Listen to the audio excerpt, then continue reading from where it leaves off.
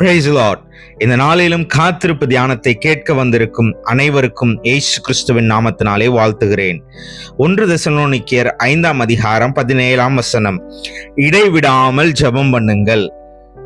காத்திருப்பு காலத்தில் ஜெபத்தின் முக்கியத்துவம் என்பதா இந்த நாளிலே நாம் பார்க்க போகிறோம். 17ஆம் வசனம் இடைவிடாமல் ஜெபம் பண்ண வேண்டுமாறு சொல்லப்படுகிறது. ஆனால் நாம் ஜெபிப்பதற்கு அதிகம் சோர்ந்து போய் விடுகிறோம். எதற்கு? ஜெபத்தின் மீது இருக்கும் வெறுப்பு அல்லது ஜெபிக்க தெரியாது என்பதற்காய். ஜெபம் என்பது ஒரு சிறு பிள்ளை தன் தகப்பனிடம் அல்லது தன் தாயிடம் பேசுவது போலதான். நம் பரம தகப்பனாகிய இயேசுவிடம் பேசுவது. நாம் ஜெபிப்பதற்கு நம் வாழ்வில் முக்கியத்துவம் கொடுக்கிறதில்லை. உங்களுக்கு நெருக்கமாய் இருக்கும் நபரிடமாய் நீங்கள் எப்படி பேசுகிறீர்களோ அப்படியே இயேசு உங்களுக்கு நெருக்கமாய் அல்லது உங்கள் இருதயத்தில் இருக்க வேண்டும். அப்பொழுதுதான் இயேசுவினிடமாய் பேச முடியும்.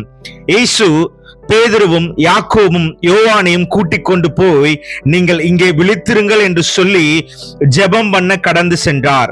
அவர் வந்து அவர்கள் நித்திரை பண்ணுகிறதை பார்த்து 1 மணி நேரம் நீங்கள் விழித்திருக்க கூடாதா என்று கேட்டார். நீங்கள் சோதனைக்குட்படாதபடி விழித்திருந்து ஜெபம் பண்ணுங்கள் என்பதாய் இயேசு சொல்கிறார்.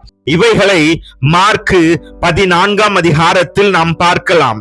ஜெபம் என்பது தேவனுக்கும் நமக்கும் இடையே இருக்கும் தொடர்பு. இதை விட்டுவிட்டால் தேவனை விட்டு பிரிந்து விடுவோம்.